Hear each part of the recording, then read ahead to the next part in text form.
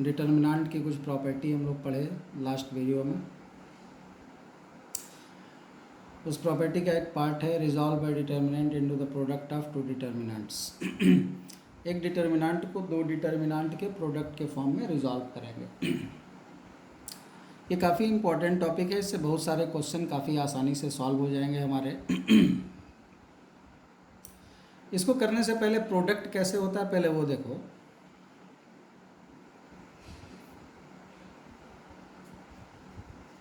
To determinants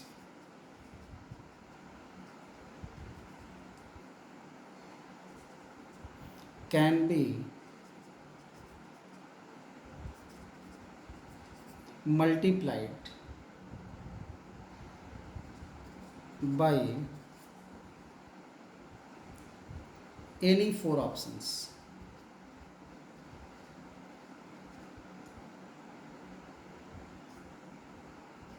Row cross row, row cross column, column cross row या column cross column. Determinant का जो multiplication होता है, जैसे मैट्रिक्स के मल्टीप्लिकेशन में हम लोगों ने क्या पढ़ रखा था कि multiplication of matrix row column multiplication कहलाता है। ऐसे डिटर्मिनेंट का जो मल्टीप्लिकेशन है वो आप किसी भी फॉर्म में कर सकते हो। रो टू रो मल्टीप्लाई कर सकते हो, रो टू कॉलम मल्टीप्लाई कर सकते हो, कॉलम टू रो मल्टीप्लाई कर सकते हो, कॉलम टू कॉलम मल्टीप्लाई कर सकते हो। इसी फॉर्म में जैसे इसको मल्टीप्लाई हम किसी ऑर्डर में कर सकते हैं, ऐसे ही हम लोग एक डिटर्मिनेंट को दो डिटर्मिनेंट के फॉर्म में रिजॉल्व भी कर सकते हैं। मेन हमारा मोटिव जो है इसको बताने का है, या जो मेनली यूज़ करना है हमें क्वेश्चन में, वो रिजॉल्व वाला पोर्शन करना है।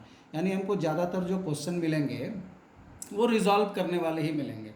जेई में जो पूछे हुए क्वेश्चन से कुछ अभी जेई के एग्जांपल्स भी हम आपको यहाँ पे दिखाएंगे कि कैसे करना है, उनको कैसे रिजॉल्व करना है। कुछ थोड़ा सा हिट एंड ट्रायल वाली प्रॉपर्टी आपको यूज़ करनी पड़ेगी, कुछ दिमाग लगा करके दो डिटर्मिनेंट के प्रोडक्ट के फॉर्मेट में एक डिटर्मिनेंट को हमें तोड़ना पड़ेगा। और वो तोड़ते समय हमें कोई पर्टिकुलर ऑर्डर ध्यान नहीं रखना है कि मैट्रिक्स में जैसे रो कॉलम मल्टीप्लाई होता था तो ब्रेक भी होगा तो रो कॉलम में ब्रेक होगा, ऐसा यहाँ पे कुछ भी नहीं है।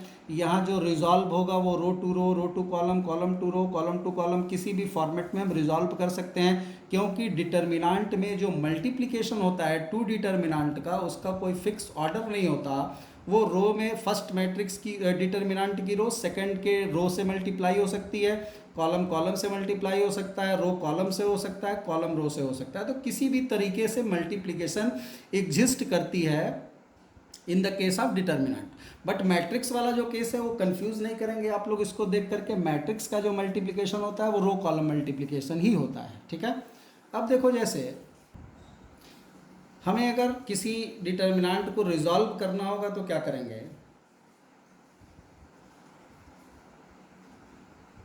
In the case of resolve a determinant into product of two determinants, try hit and trial rules. Hit and trial rule इसका कोई रूल नहीं है। हिट एंड ट्रायल हम इसको यहाँ पे आपको बता रहे हैं, थोड़ा सा इसका कोई फिक्स प्रॉपर्टी नहीं, आपको अपने हिसाब से दिमाग लगा करके उसको ब्रेक करना पड़ेगा दो डिटर्मिनेंट में। और सारा डिटर्मिनेंट दो डिटर्मिनेंट के प्रोडक्ट में टूट जाए ये भी ज़रूरी नहीं होता। जैसे हम एक एग्जाम्पल से इसको समझने की कोशिश करते हैं। जैसे मान लो हम एक एग्जाम्पल लिखें, यहाँ लिखा हुआ है 1 plus alpha plus beta 1 plus alpha square plus beta square 1 plus alpha plus beta 1 plus alpha square plus beta square 1 plus alpha cube plus beta cube 1 plus alpha square plus beta square 1 plus alpha cube plus beta cube 1 plus alpha two the power 4 plus beta two the power 4। मान लो ये एक determinant है, हालांकि ये भी JEE main का question है, लेकिन जेई मेन में ये क्वेश्चन पूछा किसी और तरीके से था। यहाँ हम आपको उसी को एग्जाम्पल लेकर के रिजॉल्व करने का तरीका सिखा रहे हैं। तो जैसे ही इस टाइप की आपके सामने मैट्रिक्स डिटर्मिनेंट आए, तो आप सबसे पहले ये देखो कि ये जो डिटर्मिनेंट है 3x3 का है, तो 3x3 का ऑर्डर इस डिटर्मिनेंट का 3 है, तो इससे हमें जो डिटर्मिनेंट मिलेगा वो दो डिटर्मिनेंट के फॉर्म में मिलेगा। ठीक है, दो डिटर्मिनेंट के प्रोडक्ट के फॉर्म में मिलेगा, और उसकी जो साइज होगी उन दोनों की, वो साइज भी क्या होगी, 3x3 ही होगी। ठीक है, डिटर्मिनेंट याद रखना हमेशा स्क्वायर होता है, स्क्वायर मैट्रिक्स से ही डिटर्मिनेंट बनता है। ठीक है, तो ये जो डिटर्मिनेंट यहाँ पर तैयार हुआ, ये डिटर्मिनेंट यहाँ पर 3x3 का होगा, या 2x2 का होगा, या 4x4 का होगा, या 5x5 का होगा। हालांकि जेई स्टैंडर्ड में जो क्वेश्चन आते हैं वो मैक्सिमम 3x3 तक के ही आते हैं, इसलिए हमने एग्जाम्पल भी वही ले रखा है। तो डिटर्मिनेंट जब भी हमें दो डिटर्मिनेंट के प्रोडक्ट के फॉर्मेट में रिजॉल्व करना होगा, तो जो साइज इस डिटर्मिनेंट की होगी, रिजल्टेंट डिटर्मिनेंट भी उसी ऑर्डर या उसी साइज का मिलेगा। पहली शर्त ये है। ठीक, अब कैसे डिसॉल्व इसको किया जाता है, तो जैसे यहाँ पे 3 लिखा हुआ है, तो हर एलिमेंट मल्टीप्लिकेशन बिल्कुल सेम वैसे ही होता है जैसे मैट्रिक्स में होता था।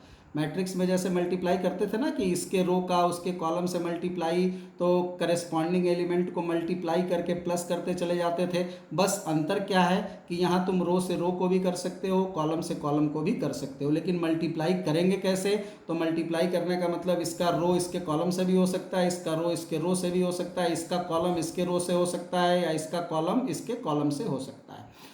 मल्टीप्लाई करते समय प्रोसेस वही रहेगा, इसका फर्स्ट एलिमेंट इसके फर्स्ट एलिमेंट से, जैसे इसका मान लो कि तुम पहला रो ले रहे हो और इसका कॉलम ले रहे हो, तो इसका पहला एलिमेंट पहले से मल्टीप्लाई होगा, दूसरा दूसरे से, तीसरा तीसरे से, और सब में फिर बीच में प्लस का साइन लग जाएगा, जैसे मल्टीप्लिकेशन इन मैट्रिक्स में हम लोग कर रहे थे। सेम वही ऑर्डर यहाँ पे चलेगा। ठीक, बस डिफरेंस क्या रखना है कि यहाँ पर आप फ्री हैं कोई भी ऑर्डर में मल्टीप्लिकेशन करने के लिए, किसी को भी किसी से मल्टीप्लाई किया जा सकता था। इसका मतलब ये जो रिजल्ट आया हुआ है, ये जो मैट्रिक्स का या सॉरी डिटर्मिनेंट का ये जो रिजल्ट आया हुआ है, ये दो डिटर्मिनेंट्स को मल्टीप्लाई करके अगर आया हुआ है, तो उन दोनों का मल्टीप्लिकेशन किसी भी ऑर्डर में हुआ हो सकता है। यानी अगर ये 3x3 और ये 3x3 का है, तो यहाँ पर जो 3 एलिमेंट होंगे फर्स्ट रो के, वो इसके फर्स्ट कॉलम के 3 एलिमेंट से मल्टीप्लाई होंगे, या फर्स्ट रो के 3 एलिमेंट से मल्टीप्लाई होंगे। मतलब क्या होगा, हमको 3 टर्म मिलेंगे भाई, फर्स्ट वाला फर्स्ट से, प्लस सेकंड सेकंड से, प्लस थर्ड थर्ड से, तो 3 टर्म मिलेंगे। तो यहाँ जितने भी हमारे पास डिटर्मिनेंट के एलिमेंट्स हैं, वो सारे एलिमेंट कैसे होने चाहिए, वो 3 टर्म के फॉर्म में होने चाहिए। तो जैसे ये 3 लिखा हुआ है, तो हम चाहें तो इस 3 को 1 + 1 + 1 लिख सकते हैं, इसको चाहें तो 1 + अल्फ़ा + बीटा, इसको चाहें तो 1 + अल्फ़ा² + बीटा² लिख सकते हैं, इसको 1 + अल्फ़ा + बीटा, 1 + अल्फ़ा² + बीटा², 1 + अल्फ़ा³ + बीटा³, 1 + अल्फ़ा² + बीटा², 1 + अल्फ़ा³ + बीटा³, 1 + α⁴ + β⁴। अब देखो यहाँ पर ये 1 1 1 आया हुआ है, तो ये 1 1 1 1 + 1 + 1 कैसे आया होगा, जरा सा सोचो। अगर हम इसके 1 1 और 1 को यहाँ इसके 1 1 और 1 से मल्टीप्लाई किए होते। अब बोलोगे सर ऐसा क्यों कर रहे हैं, तो हम रो कॉलम ले रहे हैं। हम यहाँ पे रो कॉलम इसलिए भी ले रहे हैं क्योंकि एक हमारे दिमाग में पिक्चर क्लियर है कि मैट्रिक्स का मल्टीप्लिकेशन हम रो कॉलम से करते हैं, तो यहाँ पर भी हम रो कॉलम को ही लेके चल रहे हैं, ताकि हमारा वो ऑर्डर गड़बड़ ना हो। पता चला इस डिटर्मिनेंट के मल्टीप्लिकेशन और रिजॉल्वेशन के चक्कर में मैट्रिक्स का मल्टीप्लिकेशन में कन्फ्यूज हो जाए, इसलिए हम कोशिश कर रहे हैं कि इसको भी रो और कॉलम के ही फॉर्मेट में रखें। तो इसके रो को इसके कॉलम से अगर मल्टीप्लाई करेंगे, तो इसका फर्स्ट रो इसके फर्स्ट कॉलम से मल्टीप्लाई होगा, तो 1 × 1 तो 1 आएगा, 1 × 1 तो फिर 1 आएगा, 1 × 1 तो फिर 1 आएगा, तो 1 1 1 ये हो गया। अब इसका पहला रो है, अब इसके पहले रो में इसके दूसरे कॉलम से मल्टीप्लाई करने पर ये एलिमेंट मिलना चाहिए, कैसे मिलेगा? तो इसका रो पहला है 1 1 1, तो यहाँ पर हमको लेना पड़ेगा 1 अल्फा और बीटा। अब अगर ये 1 अल्फा बीटा होगा तो देखो 1 into 1 plus 1 into alpha plus 1 into beta, तो 1 प्लस अल्फा प्लस बीटा आ जाएगा। और वैसे ही 1 1 1 का अगर तीसरे वाले कॉलम में मल्टीप्लाई करेंगे तो ये एलिमेंट मिलेगा, मतलब ये क्या होना चाहिए 1 अल्फा स्क्वायर बीटा स्क्वायर। ठीक है। अब ये एलिमेंट कैसे आया होगा, ये 1 अल्फा बीटा कैसे आया होगा? तो ये 1 अल्फा बीटा आया होगा इसके सेकेंड रो का फर्स्ट कॉलम में मल्टीप्लाई करने पर। तो फर्स्ट कॉलम तो अब मिल गया इसका 1 1 1। अब इसका सेकेंड रो क्या होगा कि ये 1 अल्फा बीटा आएगा? तो इसका सेकेंड वाला होगा 1 अल्फा बीटा। तभी तो 1 अल्फा बीटा का 1 into 1 plus alpha into 1 plus beta into 1, तो 1 अल्फा बीटा आएगा। अब इसी तरह से देखो, हमको तीसरा रो चाहिए, तो तीसरा रो इस तीसरे रो में से मिलेगा। बाकी तो अब सिमिलर हमको चेक कर लेना है कि हमारा मल्टीप्लिकेशन रिजॉल्वेशन सही है या नहीं। अब हमको तीसरा रो चाहिए, तो तीसरे रो के लिए इस तीसरे रो का कोई भी एलिमेंट ले लो, जैसे हम यही ले लेते हैं 1 अल्फा स्क्वायर बीटा स्क्वायर। बाकी अब एलिमेंट हमको बाद में चेक कर लेंगे कि मल्टीप्लिकेशन करने पर ये आ रहा है कि नहीं, यानी हमारा रिजॉल्वेशन सही है या नहीं। उससे हमको ये हिट एंड ट्रायल वाला यूज़ करना पड़ेगा कि मतलब हमने जो ब्रेक किया वो सबको सेटिस्फाई कर रहा है या नहीं कर रहा है। तो फिर हम यहाँ पे थर्ड रो निकालने जा रहा है। तो थर्ड रो कैसे आएगा? इस थर्ड रो का फर्स्ट कॉलम में मल्टीप्लाई करेंगे तो 3 1 वाला एलिमेंट यानी ये मिलेगा। अब ये कैसे मिलेगा? तो इसका पहला कॉलम 1 1 1 है, तो यहाँ पर क्या एलिमेंट लिखा जाए? तो 1 अल्फा स्क्वायर बीटा स्क्वायर आएगा। अगर यहाँ 1 अल्फा स्क्वायर और बीटा स्क्वायर लिख देंगे तो आ जाएगा। अब देखो ये सही है या नहीं। तो हमने क्या किया, इन तीनों को तो चेक किया ही था और इन तीनों से ये लिखा ही हमने टोटल। अब हम किसी भी एलिमेंट को चेक कर लेते हैं, जैसे मान लो चलो इसी को चेक कर लेते हैं, ये सेटिस्फाई कर रहा है कि नहीं, या इसको भी चेक कर लेते हैं ये सेटिस्फाई कर रहा है कि नहीं। और मोस्ट प्रॉब्ली ये सेटिस्फाई करता ही है, क्योंकि इस तीनों से अगर इस तीनों से और इस तीनों से लिख लिया तो जनरली एलिमेंट सेटिस्फाई कर जाते हैं। फिर भी हम एक बार देख लेते हैं। अब देखो ये क्या है, ये R2C2 है, मतलब इसका सेकेंड वाला रो और इसका सेकेंड वाला कॉलम। अब सेकेंड वाला रो और सेकेंड वाला कॉलम मल्टीप्लाई करके देखो 1 इंटू 1 तो 1 alpha alpha alpha square beta beta beta square satisfy कर रहा है, यानी ये सही है। ऐसे ही एक और चेक कर लेते हैं, ये 3 3 है, 3 3 मतलब तीसरे वाले रो को तीसरे वाले कॉलम से मल्टीप्लाई करके देखते हैं तो 1 इंटू 1 तो 1 आ जाएगा, अल्फा स्क्वायर अल्फा का पावर 4 आ जाएगा, बीटा स्क्वायर बीटा का पावर 4 आ जाएगा। यानी कि इस मैट्रिक्स को डिटर्मिनांट को हम इन दोनों डिटर्मिनांट के प्रोडक्ट के फॉर्मेट में रिजॉल्व कर सकते हैं। ठीक बात क्लियर हो गई? तो यही चीज़ हम लोगों को ध्यान में रखनी है कि एक डिटर्मिनांट को 2 और मोर देन 2 डिटर्मिनांट्स के प्रोडक्ट के फॉर्मेट में कैसे ब्रेक किया जा सकता है। तो 2 और मोर देन 2 जो हम शब्द इस्तेमाल कर रहे हैं, तो पहले 2 में करते हैं और फिर बाद में अगर ये भी रिजॉल्व होगा तो इसको भी करेंगे, ये रिजॉल्व होगा तो इसको भी करेंगे। हालांकि अभी इतना लंबा 4 4 फॉर्म में आपको ब्रेक करने को क्वेश्चन नहीं आया हुआ है, 2 तक की क्वेश्चन है जितने भी जेई में आए हुए हैं, ये भी जेई का ही आया हुआ क्वेश्चन था। अब इस डिटर्मिनांट को और इस डिटर्मिनांट को अगर सॉल्व करना होगा तो सॉल्व सिंपली हम कर सकते हैं, जैसे अभी सिंपल हम लोग सॉल्व करते थे। और आगे हम लोग अभी सॉल्व करने के लिए प्रॉपर्टी भी पढ़ेंगे कि डिटर्मिनांट को सॉल्व करने की क्या प्रॉपर्टी होती है। तो अब जो है ये एक एग्जांपल देखो, resolve into product of 2 determinant. इस डिटर्मिनांट को 2 डिटर्मिनांट के प्रोडक्ट के फॉर्मेट में हमको ब्रेक करना है। तो सबसे पहले हम थोड़ा सा इसको सिंप्लीफाई करते हैं किसी डिटर्मिनांट को, उसके बाद से फिर जो है हम इसको रिजॉल्व करेंगे। क्योंकि हमने अभी बताया था कि इसका साइज़ 3x3 का है, तो ये जो ब्रेक होगा 2 3x3 के डिटर्मिनांट में ब्रेक होगा। तो 3x3 के डिटर्मिनांट में ब्रेक करने के लिए हमके पास क्या, मेरे पास क्या होना चाहिए, 3 टर्म होने चाहिए। जनरली 3 टर्म अगर कभी नहीं भी होते हैं तो हम 0 भी ले करके चेक कर लेते हैं हिट एंड ट्रायल में, ये भी ध्यान रखिएगा। ठीक है, अगर बहुत ज़्यादा ज़रूरत पड़ती है तो एक बार ट्राई कर लेते हैं कि डिटर्मिनांट कहीं 2 डिटर्मिनांट के प्रोडक्ट के फॉर्म में अगर टूट रहा है तो काफ़ी आसान हो जाता है दोनों अलग अलग हो जाने पे सॉल्व करना। इतने बड़े डिटर्मिनांट को सॉल्व करने में ट्रबल आती है। सॉल्व इसको डायरेक्टली भी किया जा सकता है, ऐसा नहीं है कि इसको नहीं किया जा सकता, बट ये अगर 2 पार्ट में रिजॉल्व हो जाएगा तो ज़्यादा अच्छा रहेगा। इसीलिए हमने यहाँ इस एग्जाम्पल में लिखा है कि इसको 2 पार्ट में रिजॉल्व करो। तो इसको हम लिख सकते हैं 1 + 2 अल्फा प्लस अल्फा स्क्वायर, इसको 1 + 4 अल्फा प्लस 4 अल्फा स्क्वायर, और इसको क्या लिख सकते हैं 1 + 6 अल्फा प्लस 9 अल्फा स्क्वायर। ठीक है, ठीक है, थोड़ा सा इसको ध्यान रखिएगा, बाहर निकल गया है।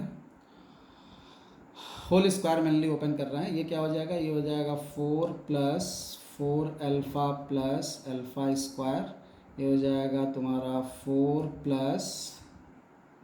8 अल्फ़ा प्लस 4 अल्फ़ा स्क्वायर, ये हो जाएगा 4 +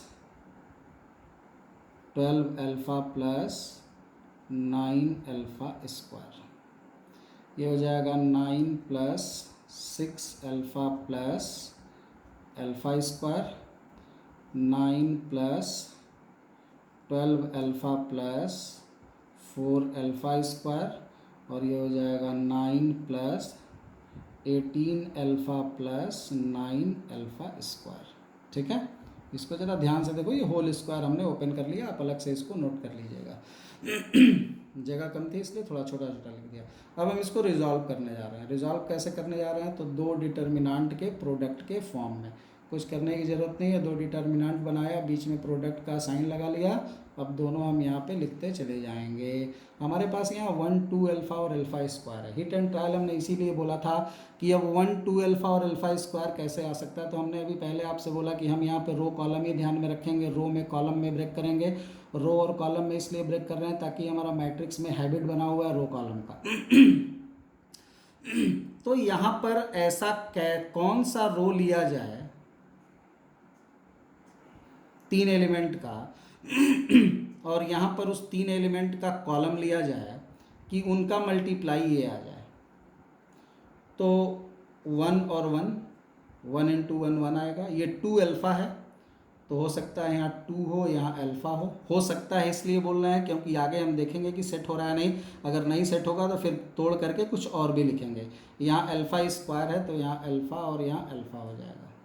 ठीक, तो ये 1 2 अल्फ़ा, ये 1 अल्फ़ा अल्फ़ा आ गया। एक और लिखते हैं। अब हमको ये एलिमेंट अगर चाहिए तो ये कैसे आएगा, तो इसी फर्स्ट रो में यहाँ पर सेकंड कॉलम का एलिमेंट लिखना है। तो यहाँ पर 1 2 अल्फ़ा फिक्स हो गया। अब ये आ गया। अभी पहले वाले में तो मेरे पास कुछ भी नहीं था, अब हमारे पास एक रो आ गया है। अब उस रो की मदद से ये लिखना है तो ये और आसान हो गया। 1 कैसे आएगा, यहाँ 1 है तो यहाँ 1 हो जाएगा। 4 अल्फ़ा तो यहाँ 2 पहले से मौजूद है तो यहाँ 2 अल्फ़ा रहेगा, तब मल्टीप्लाई होकर 4 अल्फ़ा होगा। यहाँ अल्फ़ा पहले से है तो यहाँ पर कितना लेना पड़ेगा, 4 अल्फ़ा लेना पड़ेगा। बोलो, अब 2 अल्फ़ा 4 अल्फ़ा, तो 2 × 2 4 अल्फ़ा हो जाएगा और अल्फ़ा × 4 अल्फ़ा 4 अल्फ़ा स्क्वायर हो जाएगा। अब तीसरे वाले में यहाँ क्या एलिमेंट होना चाहिए जो इसको सेटिस्फाई कर दे, तो यहाँ तो 1 ही लेंगे क्योंकि 1 × 1 1 हो जाएगा। और यहाँ पर तुम्हारा यहाँ क्या लाना है, 6 अल्फ़ा लाना है और यहाँ तुम्हारे पास 2 पहले से है तो 3 अल्फ़ा लिखना पड़ेगा। यहाँ अल्फ़ा पहले से है, 9 अल्फ़ा स्क्वायर लाना है तो यहाँ पर 9 अल्फ़ा लिखना पड़ेगा। ठीक, अब देखो अब इस प्लेस को कैसे भरेंगे, सेकंड रो। तो सेकंड रो का इस फर्स्ट कॉलम में मल्टीप्लाई अगर किए होंगे तो शायद ये आया होगा। तो इस सेकंड वाले रो का इस फर्स्ट वाले कॉलम में मल्टीप्लाई करना। फर्स्ट कॉलम मेरे पास पहले से है, यहाँ लाना क्या है 4, तो 4 कैसे लाएंगे, यहाँ पहले से 1 मौजूद है तो यहाँ 4 रहेगा तब 4 आएगा। यहाँ अल्फ़ा है, यहाँ 4 अल्फ़ा लाना है, यहाँ अल्फ़ा है तो यहाँ भी क्या लिखना पड़ेगा 4। यहाँ अल्फ़ा स्क्वायर है, यहाँ पे अल्फ़ा है तो यहाँ पे हमको क्या लेना पड़ेगा अल्फ़ा।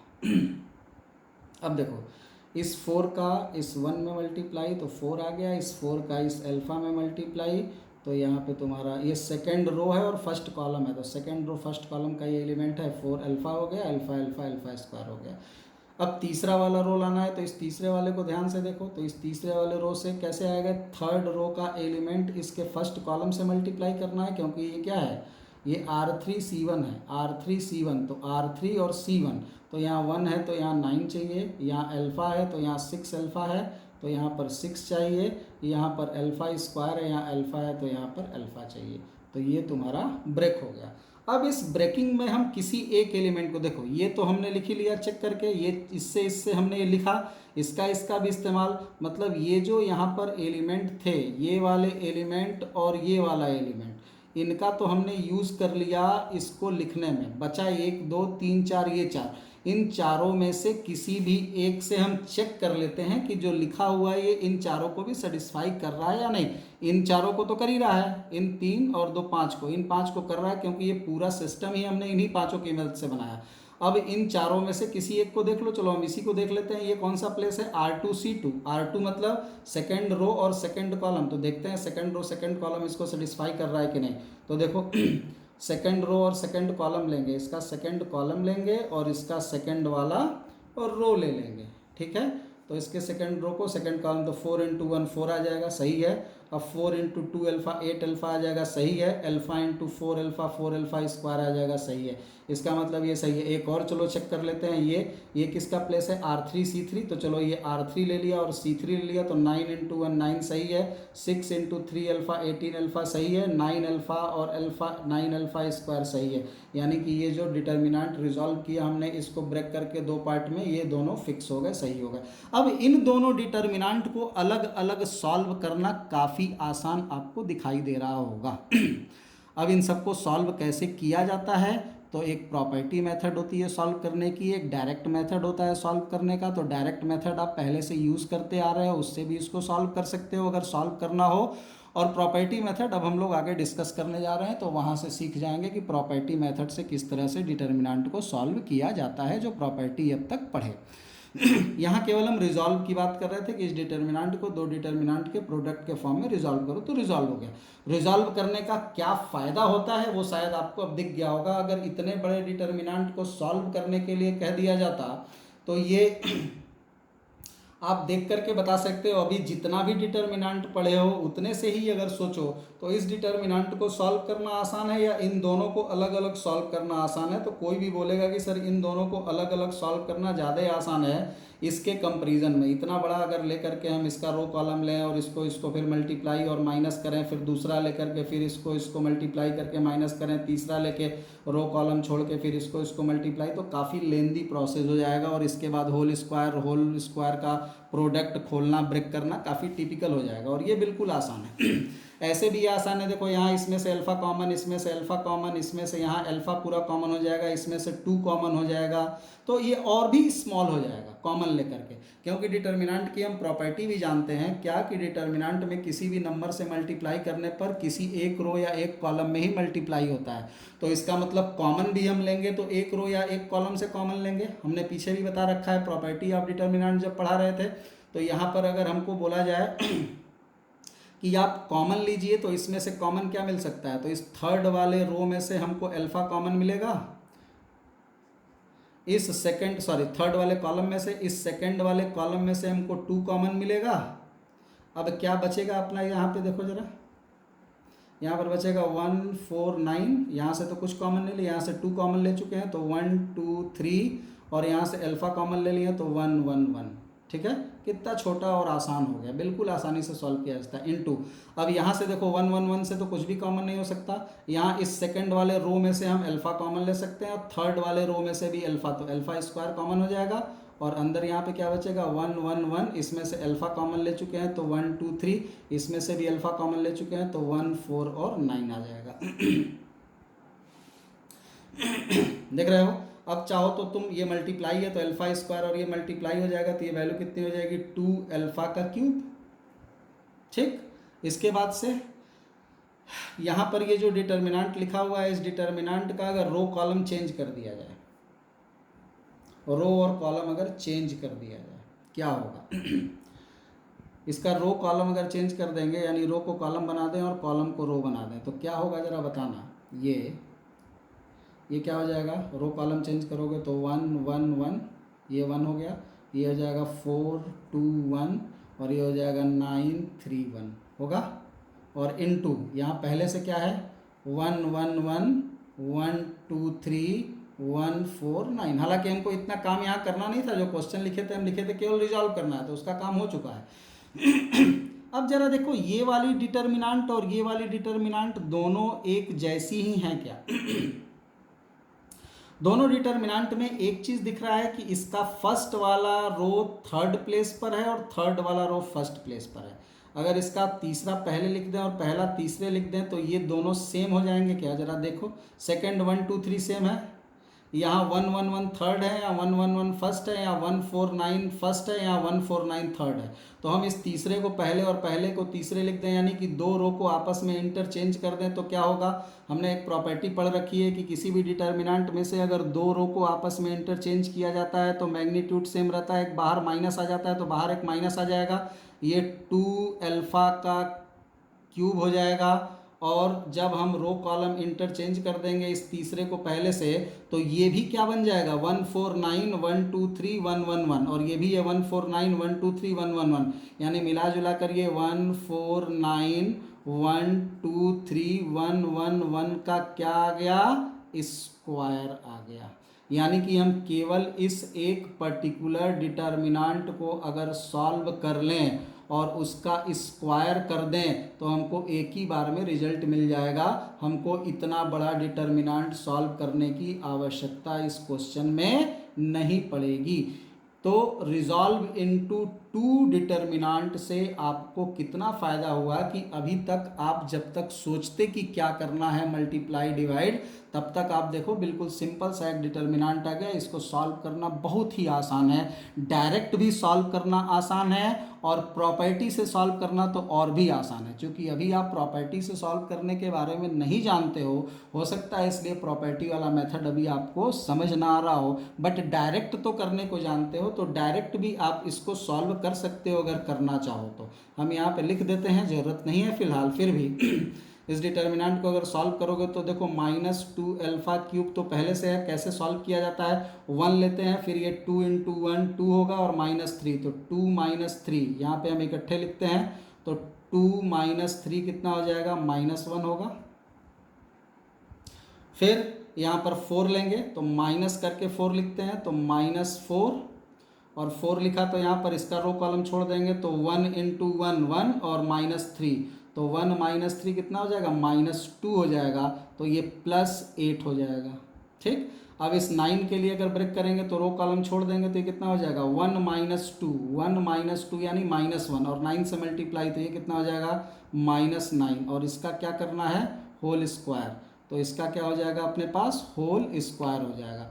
अब हम लोग इसको क्या लिख सकते हैं, सिंपली देखो ये कितना लिखा हुआ है, ये -9 और 8, -1 और -1 -2, तो ये तुम्हारा हो जाएगा -2 अल्फ़ा क्यूब, और अंदर कितना हो गया ज़रा देखो, -2 का स्क्वायर, तो -2 का स्क्वायर 4 हो जाएगा, 4 2 जा 8, तो ये -8 अल्फ़ा का क्यूब हो जाएगा।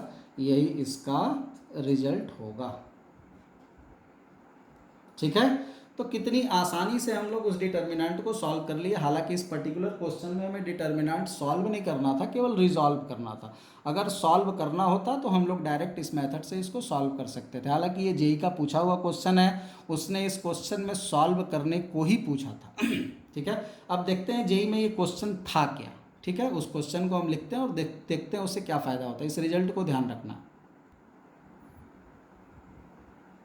क्वेश्चन ध्यान से देखो, ये जेई 2015 का क्वेश्चन है, एडवांस का।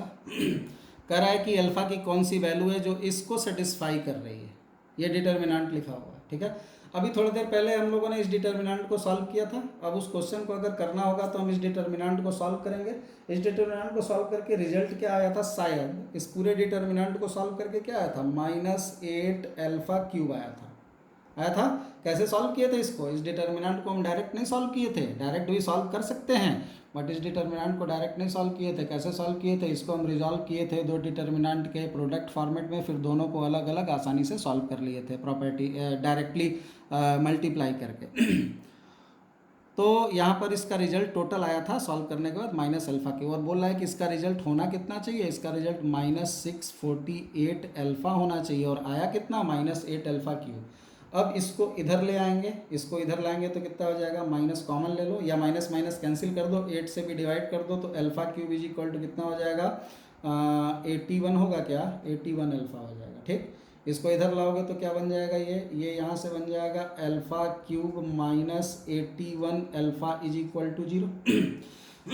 एक चीज़ ध्यान रखना, कभी भी दोनों तरफ से कांस्टेंट कट किया जाता है, वेरिएबल कट नहीं किया जाता है।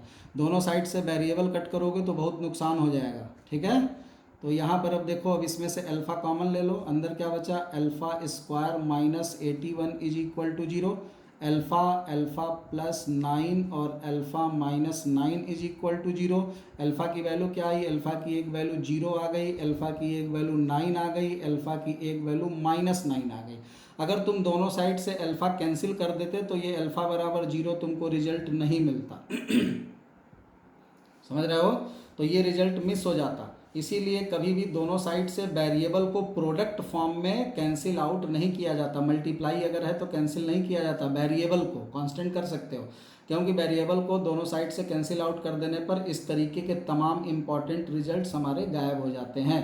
हालांकि इस पर्टिकुलर क्वेश्चन में इस रिजल्ट के गायब हो जाने से भी हमारे सेहत पर कोई फर्क नहीं पड़ता, बट हर जगह ऐसी सुविधा उपलब्ध नहीं होगी। यहाँ हम अल्फ़ा अल्फ़ा कैंसिल कर सकते थे, लेकिन हम पहले ही उसको कैंसिल करके नहीं हटाएंगे। अब जरूरत नहीं पड़ी, चूंकि किसी ऑप्शन में हमारे पास 0 नहीं है। ऑप्शन क्या है, 9 और माइनस 9, तो हमारा रिजल्ट एक 9 हो जाएगा और एक रिजल्ट माइनस 9 हो जाएगा। अल्फ़ा की दो वैल्यू, 0 इसके अंदर है नहीं, इसलिए इसको टिक लगाने की ज़रूरत नहीं है, तो इसलिए ये कैंसिल आउट हो जाएगा और ये दोनों हमारे इस क्वेश्चन के रिजल्ट हो जाएंगे। तो इस तरीके से आपको क्वेश्चन सॉल्व करने में काफ़ी मदद करेगा। कौन, तो डिटर्मिनेंट को दो डिटर्मिनेंट्स के प्रोडक्ट के फॉर्म में रिजॉल्व करने वाला मेथड। इसीलिए हमने इस पे पूरा एक वीडियो बनाया ताकि आपको रिजॉल्व में आगे कोई दिक्कत ना हो। ऐसे क्वेश्चंस जब भी मिलें तो थोड़ा सा एक ट्राई करते रहिएगा, धीरे धीरे प्रैक्टिस हो जाने से स्पीड अपने आप बेहतर हो जाएगी।